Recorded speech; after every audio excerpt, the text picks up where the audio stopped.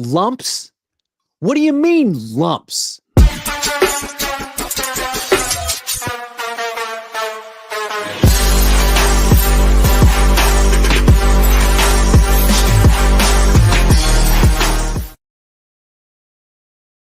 Good afternoon and welcome to the Cohn Zone. That's the original Cohn, Lowell Cohn. I'm his son, Grant Cohn. We'll be talking about the 49ers today. John Lynch recently went on a podcast with the great Matt Mayoko, and Matt Mayoko saved his best question for last.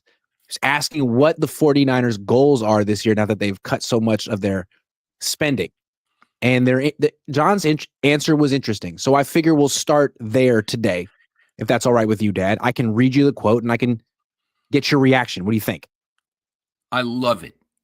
You love it. Okay, here we go. So here's what Lynch said. At the end of each season, there's one happy team. Ultimately, that's what will define it. Are we the last team standing? Having said that, we've talked a lot about youth. We will be a younger team. It's a young man's game, but you're probably going to take some lumps. It's going to take some time. You're going to have to make some mistakes. That's no excuse. It's just a reality. I think we will have some young players playing, provided they earn those opportunities. But I think what's exciting with those guys, when they do get their opportunity, once they've gone through those lumps, you're going to really see some great improvement.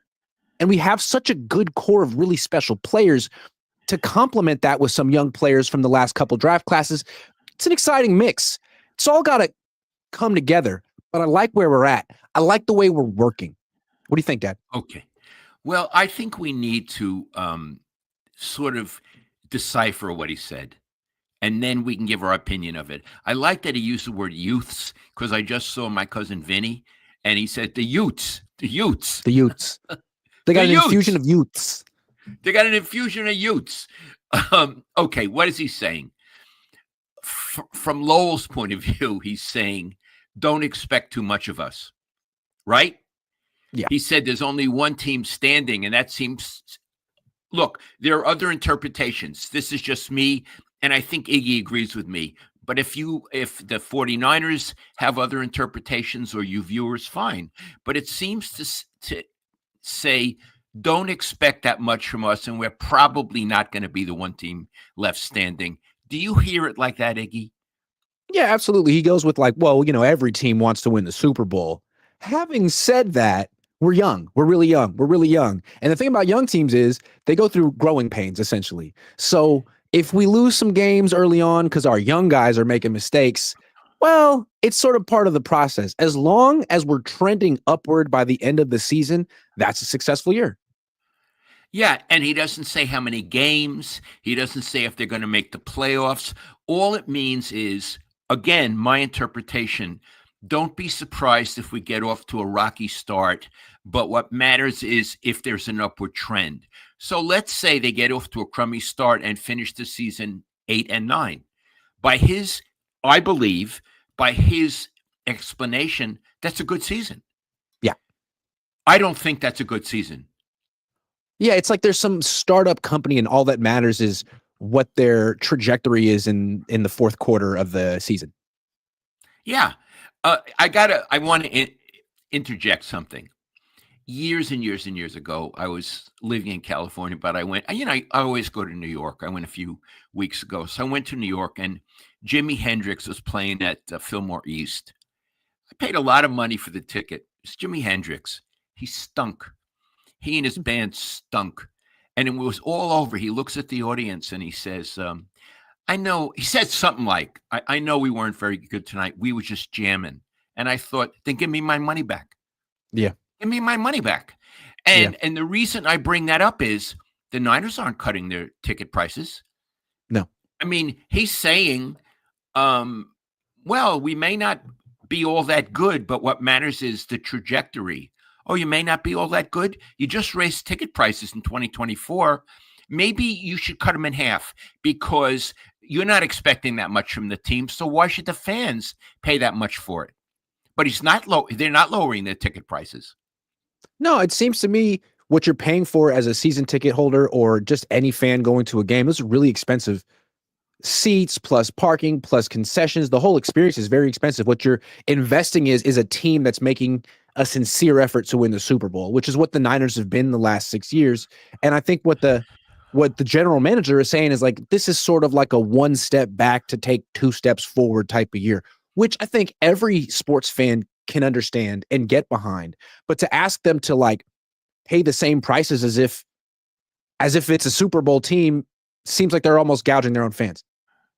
Iggy, and I don't agree that they're allowed to take one step back. This is their 10th season.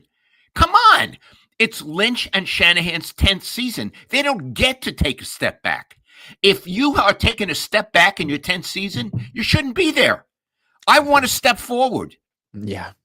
And I think another way to look at it is, I don't think Lynch is saying, 9 years in, we've decided this is the most effective way to move forward. I think what he's saying is, look, the Yorks decided not to spend as much money. The Yorks decided we need to be cheaper and younger. So given those constraints, we think we did a pretty good job this offseason. But you can't have the same expectations for us that you had in the past because of the Yorks. You know what? What I say, the Yorks do what the Yorks do. Lynch and Shanahan are there to win games. Can you win games? Can you win 10 games this season? You got the easiest schedule in the league. Can you make the playoffs? You got the easiest schedule in the league. And listen, he even said we have a good core of players. They have the players they want. Iggy, they have the quarterback they want, the running back they want, the tight end they want, the left tackle they want, the end they want, the linebacker they want. Yeah, the linebacker. They have cornerbacks that they want. Now, they don't have depth back there, but they have the cornerbacks they want. What are you talking about? No. As a journalist, I don't cut you any slack. I'm sorry, John. You're, in a sense, it sounds to me, you're a nice man and you're very articulate usually, but it sounds like you're begging for mercy. No. Mm-hmm. It's a tough world out there. You're in there to compete. And when you say take lumps, what does it even mean? That they're going to make mistakes? I don't know what a lump is. First of all, does it mean punches that you get? Is it a boxing metaphor? I have no idea what it means. But it means that we're going to screw up. Bear with us. You mean the fans are going to go there? We're going to make mistakes. It means we're going to lose games we should win. I think that's what it means. Mm-hmm. So the fans, so you're a fan sitting there and you say, it's true they got beat, but they're improving. Do you think fans sit there and say that to each other? Oh, it was a good loss. We lost week 1 to Sam Darnold and the Seahawks, but it's okay. There's a plan and a vision moving forward. Yeah, I don't like it.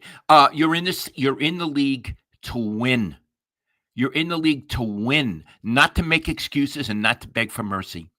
And it almost felt like, in a very diplomatic way, he was trying to buy himself time.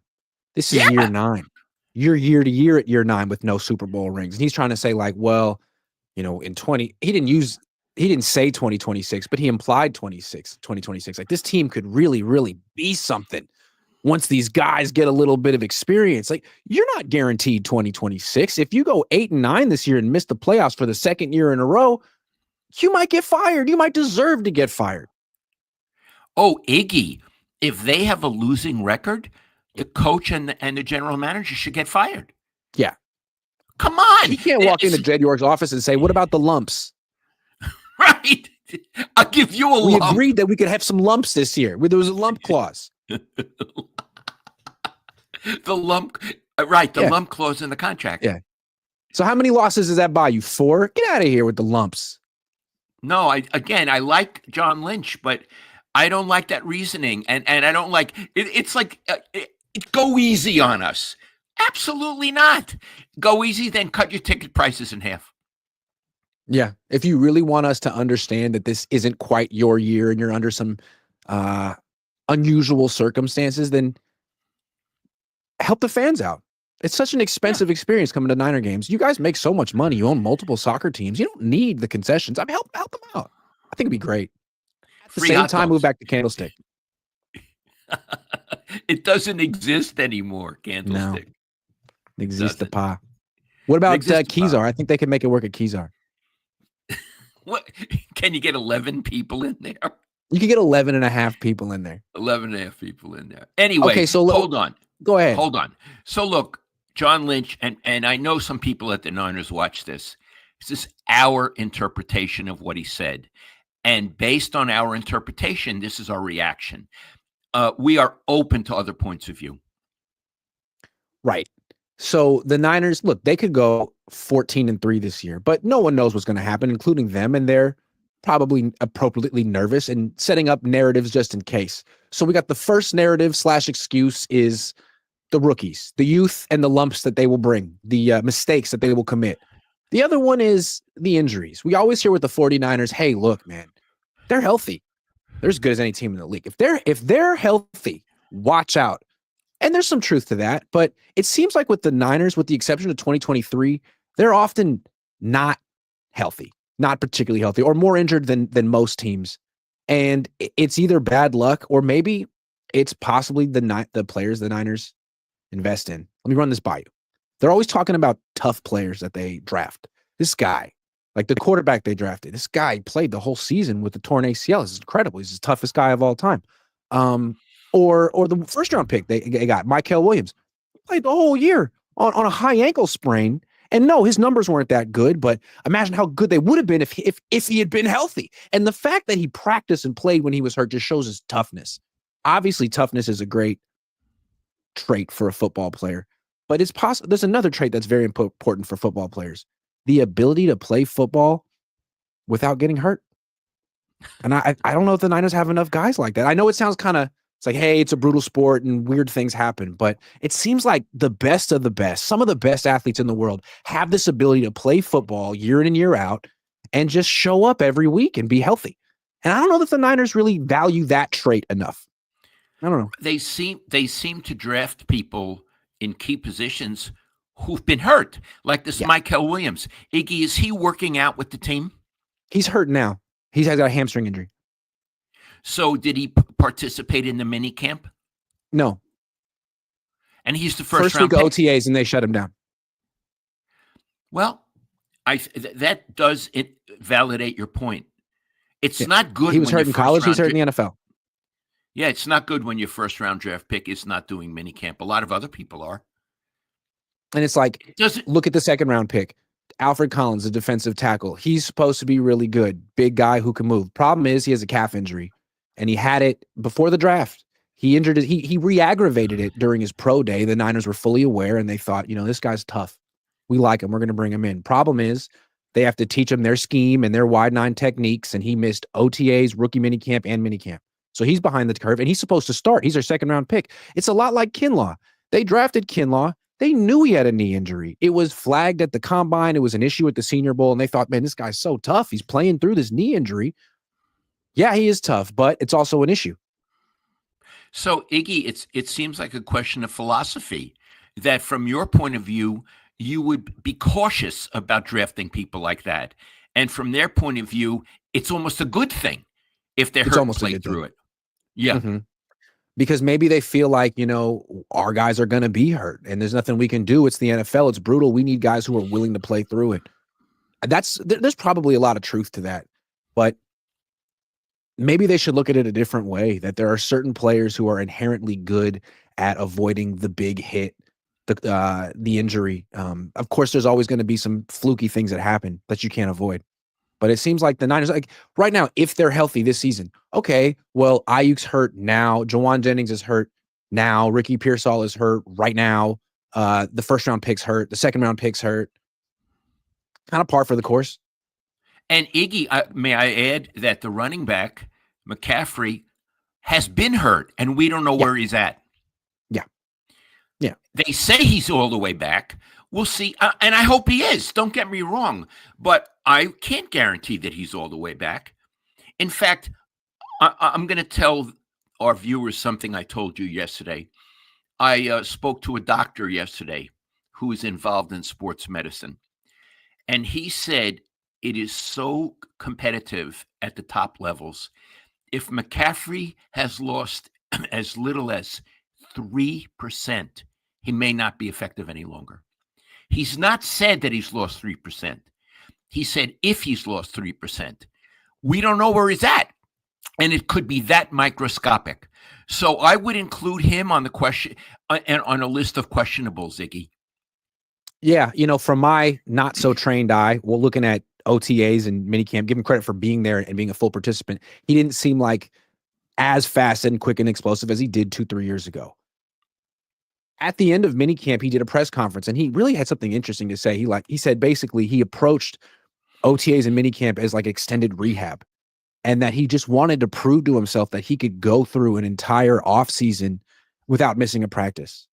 To me, he's saying like he hasn't even really kicked it into full gear yet. He's just trying to prove to himself that he can do what he couldn't do last year, practice for a month without getting hurt. And he just did that.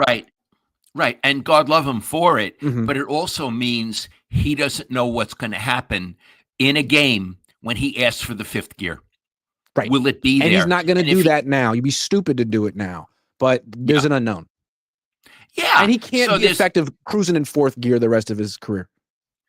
No, because that's the 3% you lose or more. Yes. Yeah. And he's not Frank Gore.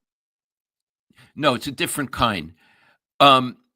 Anyway, they have a lot of hurt people and they have some questionable people. Now, is every team in the league like that? I haven't done a study. I have a feeling they're at the high end, Iggy.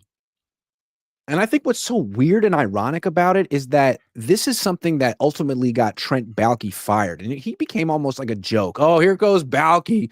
Oh, does this guy have a torn ACL? Let me guess. What's wrong with the latest guy he drafted? And that was, we made fun of him for that. He leaves. Lynch comes in. It's year 9 of Lynch and Kyle. And they do a lot of the same things, bringing in guys who are hurt. And they kind of phrase it as like, it's a good value or he's tough. Yeah, that's true. But if you do that too much, you have the same issue that Baalke had. Hurt players who, it's like, college football is very fast and violent, but NFL football is exponentially faster and more violent. And if you had trouble staying on your feet and staying out of the training room in college, well, good luck in the NFL. Yeah. Okay, let's talk about something positive. The Niners didn't do a whole lot to add to their offense this offseason. They lost a couple offensive linemen. They added a backup tight end, and that's about it. But they traded away Deebo Samuel to the Washington Commanders. We were talking about this all year. We thought that just getting rid of Deebo and freeing up that playing time and those plays for someone else would help the offense. How much do you think the absence of Deebo will help this team this year? A lot, immeasurable. So let's be clear. It means other people get opportunities.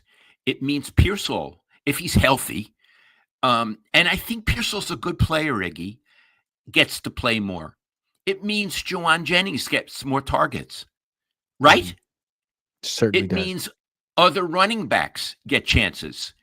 So it means you get better guys on the field. So that's one. But then there's something else.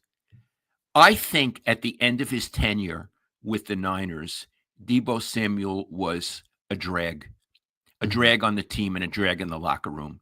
He got into a fight with the long snapper.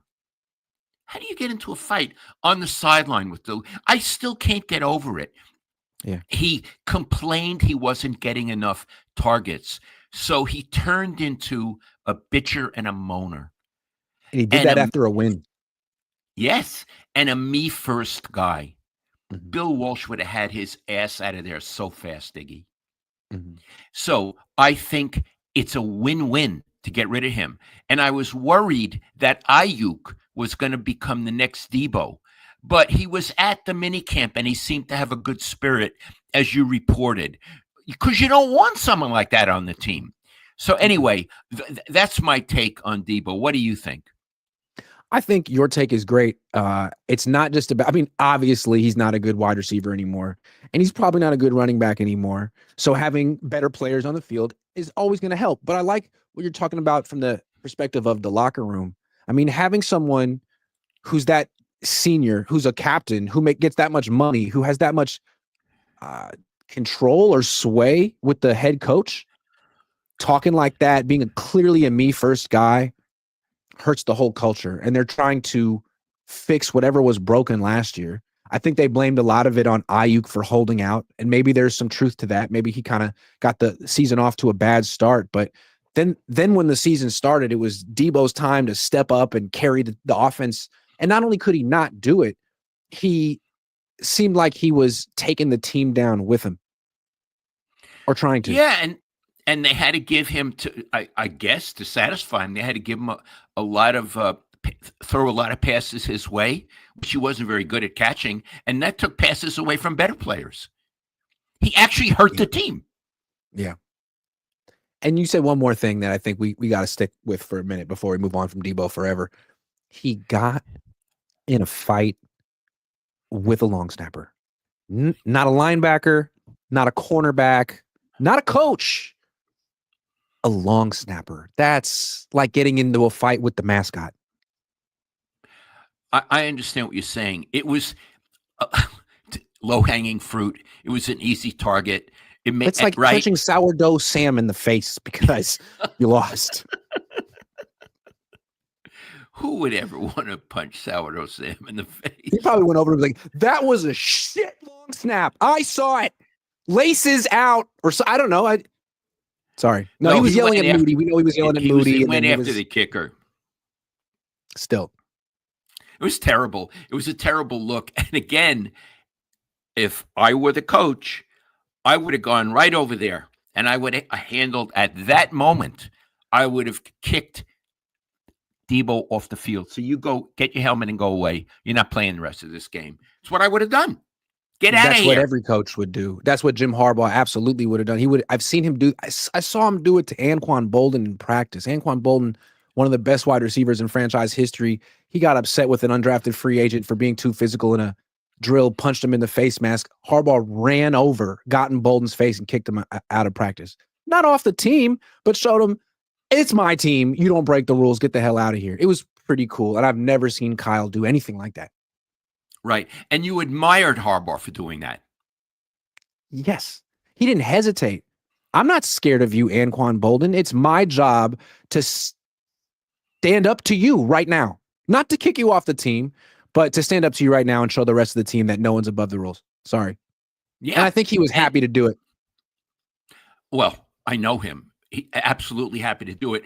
So the point is, I think Kyle should have handled it right there on the field. But usually he's looking at his plays. You know what I mean? Yeah. There's some good plays, though. Yeah, he has good plays. I wish he were a little better at finishing important games, but he has great plays. Yes. Red Jet Shell says, hello to all. Make sure to like and subscribe. Thank you very much, Red Jet Shell. Dave Sims, Patriot Builders of Montana, says the best show in the universe. Love you guys. Thanks, you. Dave. Dave Barclay, member for 42 months, says happy belated Father's Day to all. Like and sub. Thank you, Dave. Justin says, hi, Cones. Love the show. Thank you, Justin. Dave says, why Kittle defend Debo at Washington practice? So I don't know if you heard about this, but there was some video. I don't know what happened.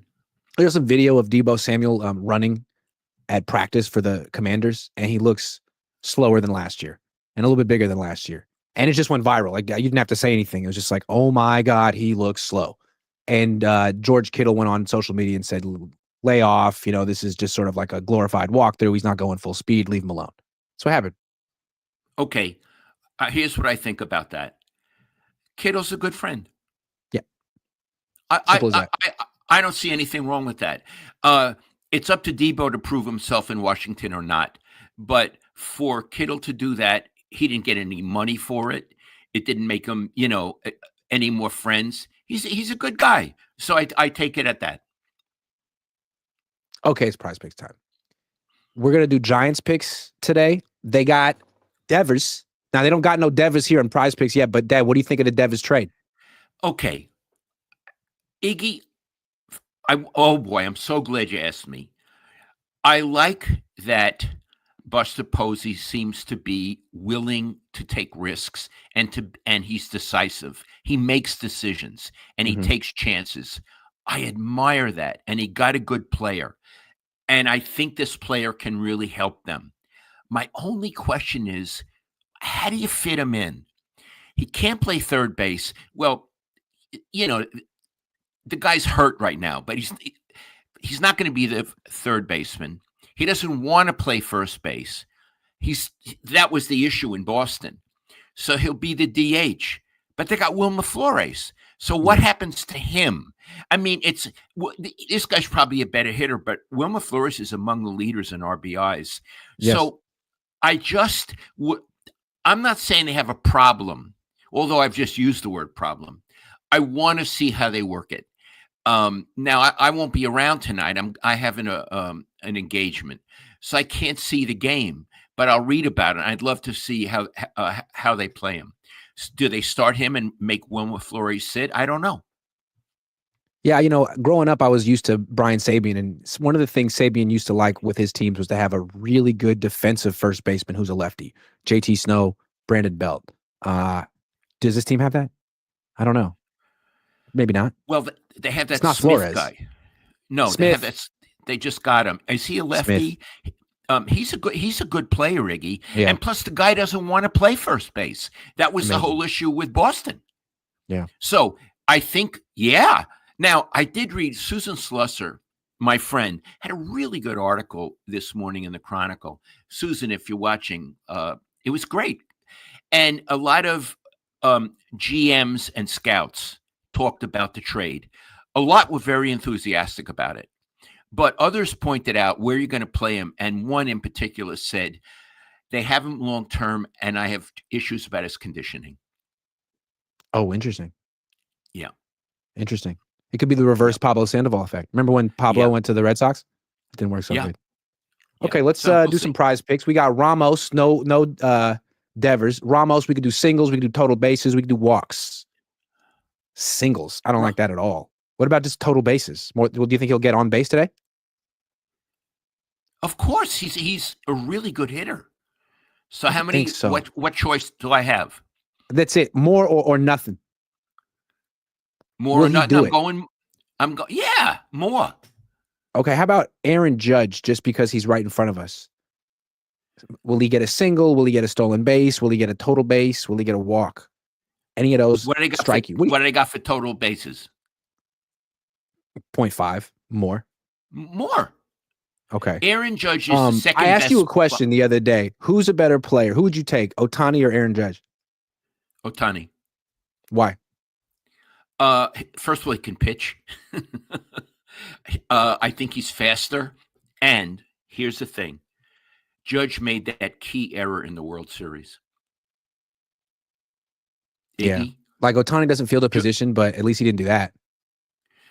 Joe DiMaggio wouldn't do that. Mickey Mantle wouldn't do that.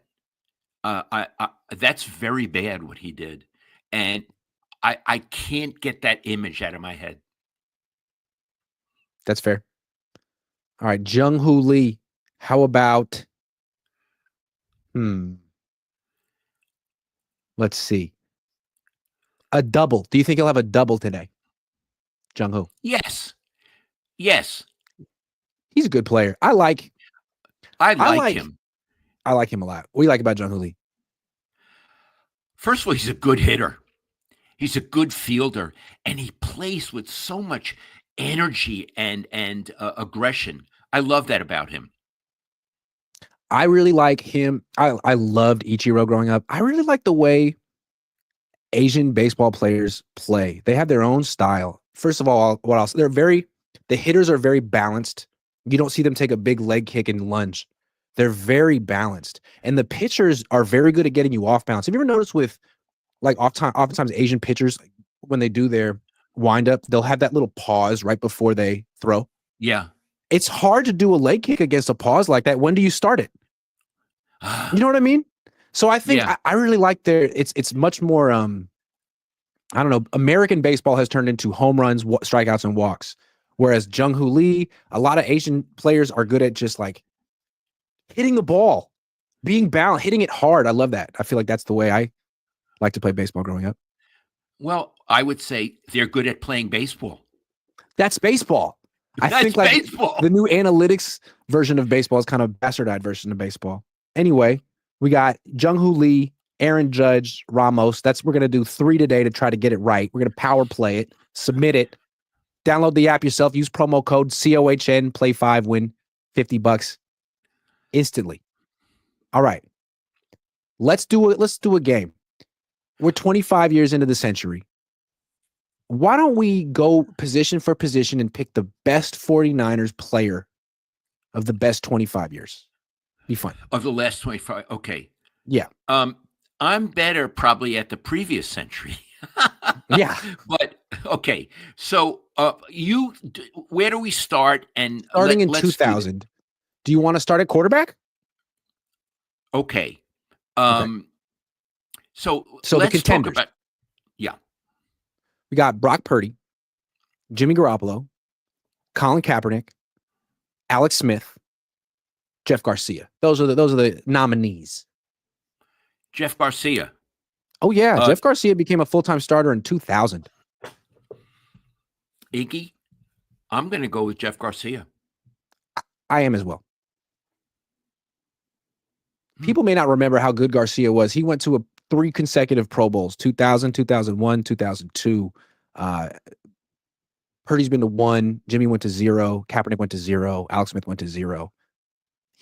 Garcia just didn't have the defenses that those quarterbacks had, but he was at the time a top 5 quarterback in the league, along with Brett Favre, Kurt Warner, Peyton Manning, Tom Brady. Those were the top 5 quarterbacks in the league. Maybe he was better. I thought he was better than Donovan McNabb back then.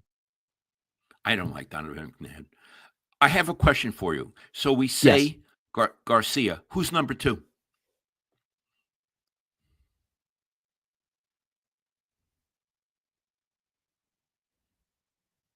Purdy. That's what I think. Purdy. Yeah, I would say Purdy. And then who?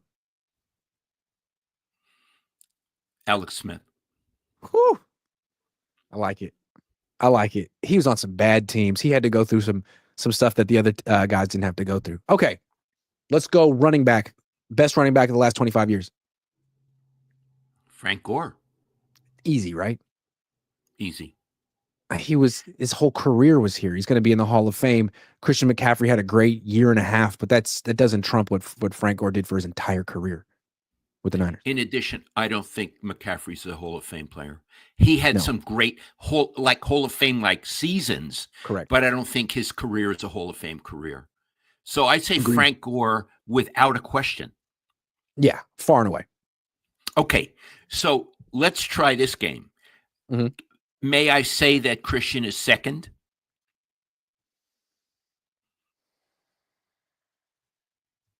He was the offensive player of the year. Okay. I think so. Who's third?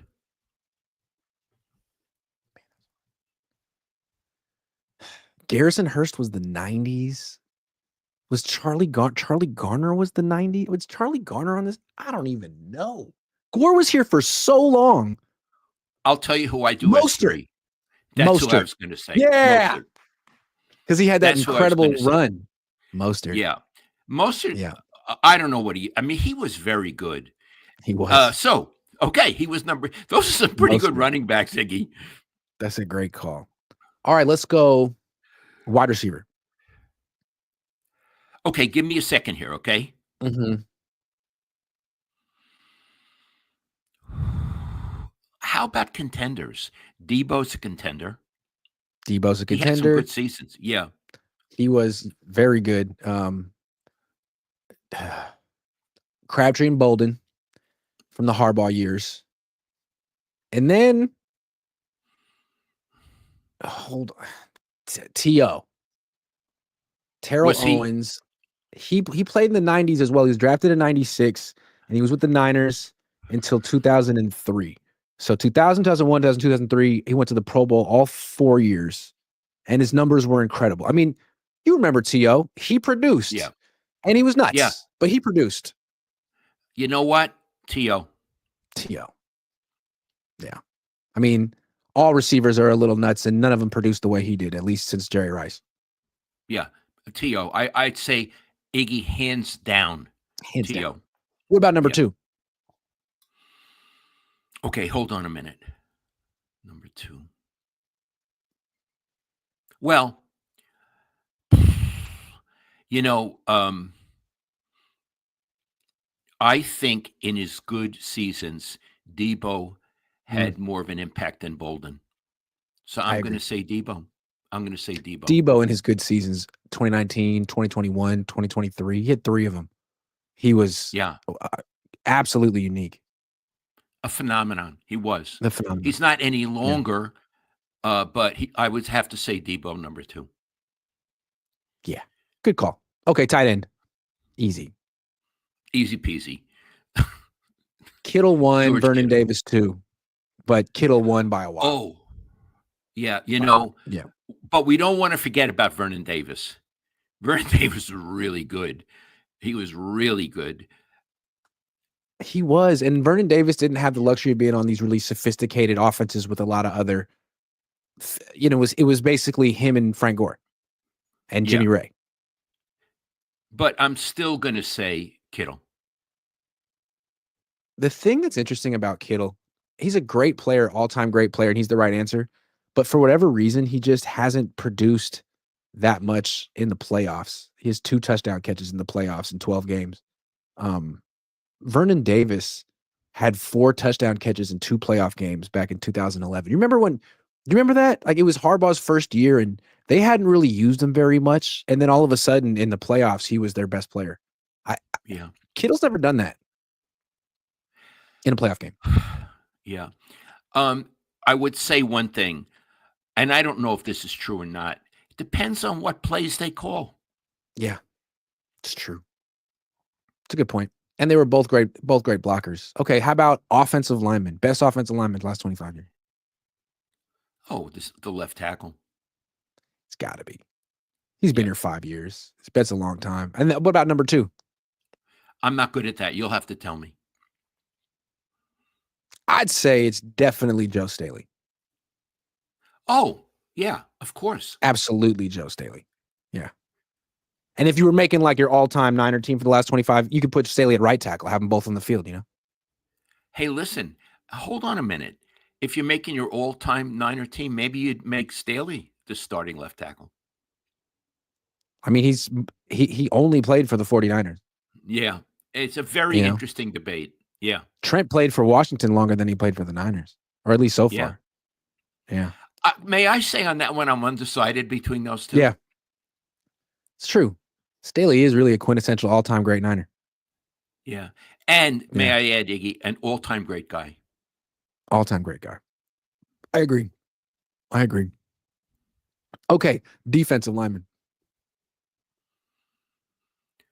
Oh, boy. Well, candidates. Bosa, Mm-hmm. the guy who won the award, Eric Armstead. Do we count him as a possible candidate? Sure. Okay. Who else? Oh, Iggy, under Harbaugh, that the cowboy. What was his name? Mm-hmm. Justin Smith. Justin Smith. That's the answer. That's the the answer. Yeah, Justin It Smith. could be Bosa if he has some more good years, but to me, Justin Smith went to 5 straight Pro Bowls. Justin Smith was so good, he made Aldon Smith better than he really was. I mean, Aldon Smith he didn't get his life back together, but he got back in the NFL, left the Niners, and was never anything special without Justin Smith. Yeah. Justin Smith is the answer to that. He is the answer. Now, Bryant Young also played for the 49ers in the 2000s up until about 2007, but his best years were in the 90s before Ken Norton broke his leg. BY was a great player, Hall of Famer. Absolutely, and a good guy as well. Yeah, but again, I would say his best years were in the 90s, not in the 2000s. For 2000, I would go Justin Smith. Linebacker is a tough one, Dad. No, Patrick Willis. Yeah. I'm sorry. Fred Warner is great, and he's a Hall of Fame player. So, Fred, I am not putting you down. You are a clear deserving number 2. Iggy, Patrick Willis was phenomenal. And I think, Iggy, he was faster than Fred Warner.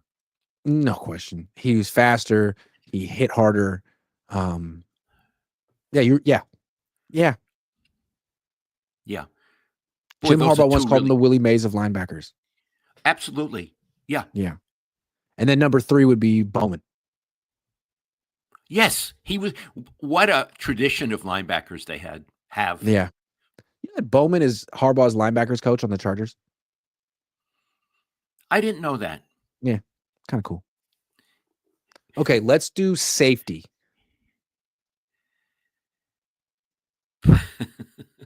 Jimmy Ward. I was thinking of him.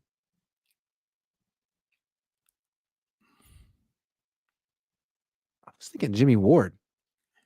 That's who I said. And then corner.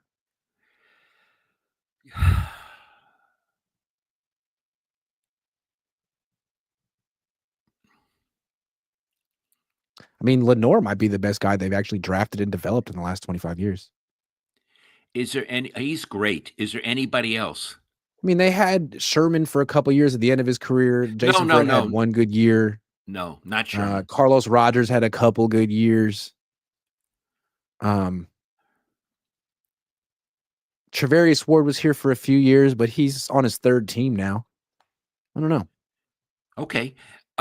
Lenore, is he a weak candidate or is he really good?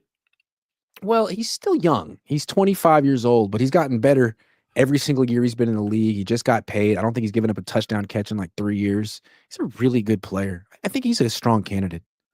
Okay, then there. Yeah. All right. Yeah. Iggy, we're not done. No, we're not. About, no, we're not. Okay. Where are you going? Executives or coaches? Coach. Head coach. Head coach. So who are the contenders? Well, there's some really weak ones. In chronological order, Mariucci, although he got fired in like 02 or something, 02, so he wasn't there that long. Erickson's not a contender. Nolan's not a contender. Singletary's not a contender. I mean, it comes down to it still comes down to Harbaugh or Kyle. Okay, hold on. How many years was Harbaugh there? 4. He went to a Super Bowl. Yes. And this guy went to 2 Super Bowls. So they're in that way kind of even, right? Mm-hmm. Mm-hmm. Okay, here's what I think. I would go with Harbaugh. Why? Okay. More adaptable. Knew how to finish games better. Tougher teams. Tougher. More consistent. I mean, Kyle's had 4 losing seasons. 4. And who knows, he could have a 5th one this year. Harbaugh has still not had a losing season. I mean, he just took over the Chargers, who were terrible, 11-6 right out the gate, and they're not going to have a losing season this year. It just doesn't happen under him. Right. I think that Shanahan's a very good coach and is a strong contender. Harbaugh turned that team around fast. And he had 2 quarterbacks who were not that great, and he did well with them. Yes, he did. No, I have to go with Harbaugh. Who do you go with? I would go with Harbaugh as well. I think maybe you could go with Kyle in terms of it, like as an offensive coordinator. He's the best offensive coordinator the Niners have had the last 25 years. Maybe it's the best offensive scheme the Niners have had the last 25 years. But in terms of a head coach, I would go with Harbaugh. And as far as general manager goes, I think I would go with Lynch. Even if he's not perfect, he's better than Trent Baalke was, even though Trent Baalke was a scout who might have more expertise evaluating players. Well, one thing we know about Baalke, he seems to rub people the wrong way. Iggy, if I'm wrong, Trent, I apologize. Didn't he get fired at the last place recently because apparently someone wouldn't want to go there if he was the general manager? Didn't that happen? Yeah. Yeah, the Jacksonville. They were trying to get Liam Cohn, and he said, not if Baalke's there. And they're like, okay, hey, Trent, guess what? Yeah, I mean, that's what was reported anyway. Yeah, no one would do that to Lynch. No, because Lynch is a nice man, and I can't say he's easy to get along with because I don't work with him, but he seems to be polite and I was going to say civilized. That might mean that Baalke isn't civilized. Baalke's civilized. I also think that Lynch is brighter than Balky and can envision a whole team. And Balky was position by position. I agree. Completely agree with that. The one thing we didn't do is kicker. Robbie Gold. Robbie Gold was pretty good. Never missed in the playoffs. There was also Joe Nedney. I don't remember Joe Nedney. David Akers. Sorry. You'd have to do that, Iggy. I don't know. I'll go with Robbie Gold. Remember that time that we were in the green room at Comcast and Joe Nedney was there and he was telling the story of when he knew when the team realized it wasn't going to work out with Singletary. It was like the first meeting. He was in the first meeting of the offseason. He walks in front of the team, doesn't say anything. He just looks at him, turns his back, and writes on the big dry erase board 16-0, and he circles it. And he turns around, and everyone's like, "Oh God, oh God, this guy has no idea." Joe Nedney did tell us that at NBC. We were sitting there, right? And Iggy, you're sitting there and you're thinking, "Holy shit, what this guy just this guy thinks we're gonna go 16-0. We're not even gonna go 10-6. Like, what the fuck?" It's true. I remember that day. Iggy, we learned a lot of stuff in that green room, didn't we? It's funny how quickly you can lose a team or a room, like immediately. And also, I like Mike Singletary. Mike, I like you. Didn't he once pull down his pants in front of the team? Yeah, he was trying to illustrate a point. No, but of course. But didn't he once pull down his pants in front of the team? Yeah. He was. It was a symbol. You understand? He was trying to show them, not tell them, show them how they were playing. Okay. All right. I think he got his point across. He's got his tush across. Can you imagine Bill Walsh pulling down his pants? Carmen Paula. I think it was a nice touch. Okay, I'm sorry. Kev F says, how many years should a head coach get without a Super Bowl win before they're fired? Shanahan 10, Harbaugh 4, Singletary 3, Nolan 3, Kelly 1. Okay, can I answer this in another way? I don't think you get 10 seasons. And if you don't, hey, look, let's come back to the original topic. If they don't win a Super Bowl or at least do well in the playoffs, I don't think you get an 11th season. No. If you have a losing record, I don't care what your excuses are. Not that we're making any excuses, but I don't think you get an 11th season. No, I don't think so. Marcel Wilkerson, been a member for 21 months. Thank you very much.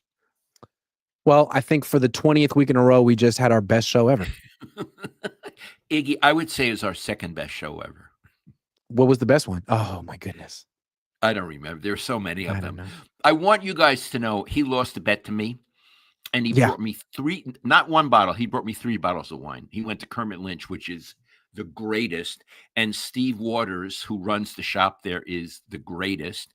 And so he got me 2 Beaujolais and a Terrassi, 2 French and Morgon, 1 Italian, a Chateau Tavin, and a Terrassi. Chateau Tavin and a Terrassi. So he paid up. Thank you. And we'll have another bet down the line. That I'll probably lose. Thank you very much, everyone. Dad, I love you. I love you, Iggy. I'll see you soon. All right, see you soon.